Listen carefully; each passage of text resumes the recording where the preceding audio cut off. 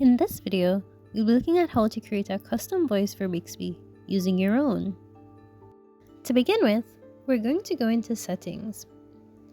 Scroll until you see Advanced Features, and then select Bixby from the available options. You should then get a page with Bixby settings. From here, you're going to want to select Language and Voice Style. At the bottom of the list that comes up, you should see the option to create a custom voice.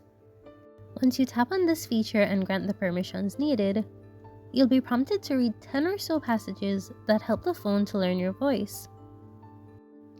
Side note, a few of the reading excerpts are a bit weird, but they're meant to clearly capture your pronunciation. Take the following for example. The hungry purple dinosaur met the kind zingy fox, the jabbering crab, and the mad noisy whale. Once done with this step, you'll be asked to give the voice a name.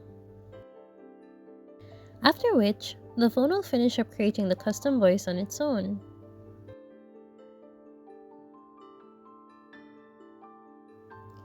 Now, this is what my cloned, custom voice sounds like. Hi, In the comments below, let me know how your custom voice turned out. Did it actually sound like you? As always, thanks for watching.